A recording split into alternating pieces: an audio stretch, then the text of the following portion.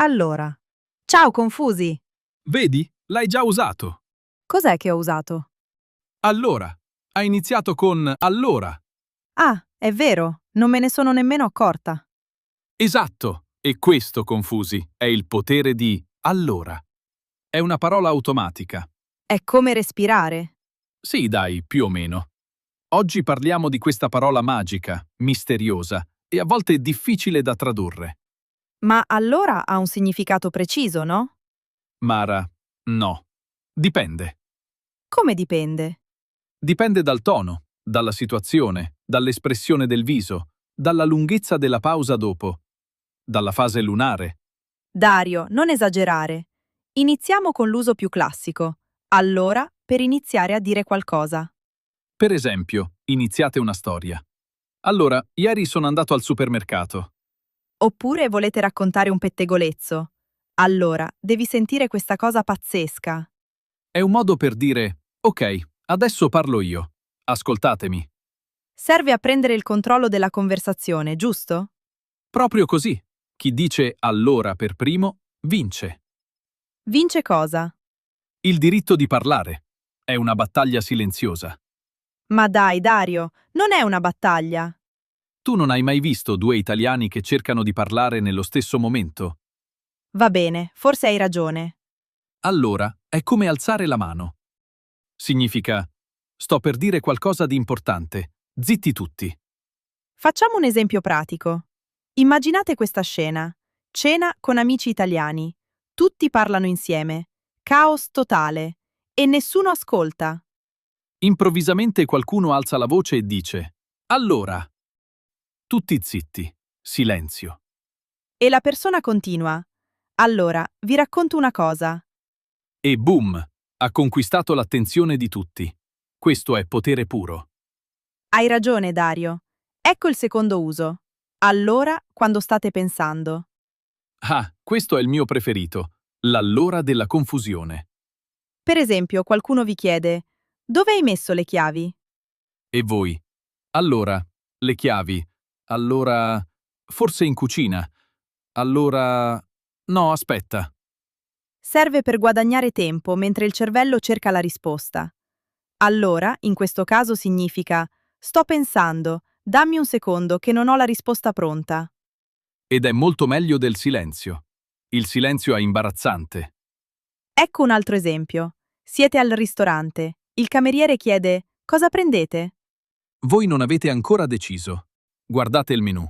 Scatta il panico. Dite, allora, prendo. Il cameriere aspetta. Voi continuate.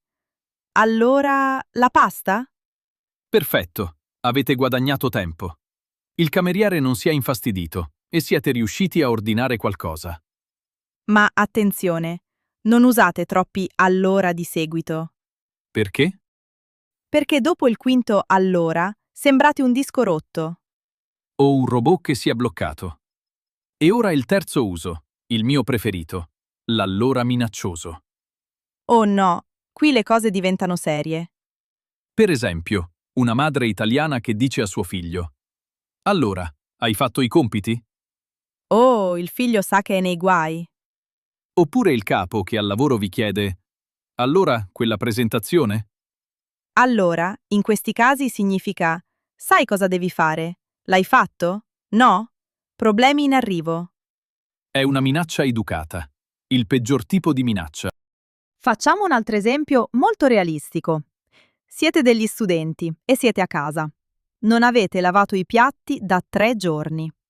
I piatti sono nel lavandino. Ormai sembrano la torre di Pisa. Il vostro coinquilino entra in cucina, guarda i piatti, poi guarda voi. Dice solo: allora? E voi capite tutto. Dovete lavare i piatti. Subito.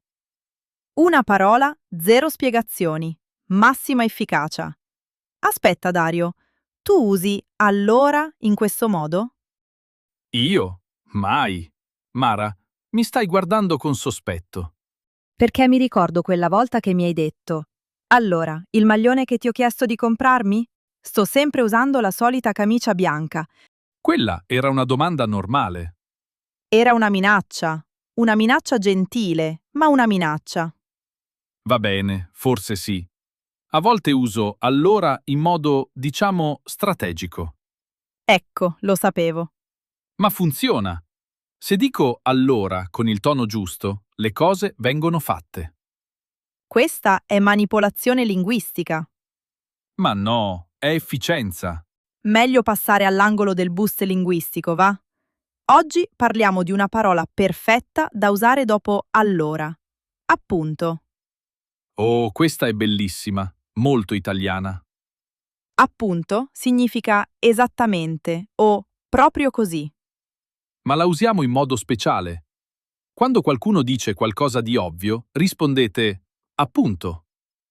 Per esempio, sono le 3 di notte. Dario mi dice: Mara, dovresti dormire. E io: appunto, ma tu mi hai chiamato. Vedete? Appunto conferma quello che l'altra persona ha detto, ma con un po' di energia. Oppure siete in ritardo per un appuntamento. Il vostro amico dice era meglio partire mezz'ora prima. E voi? Appunto, te l'avevo detto. Nel primo caso, appunto, è un po' sarcastico.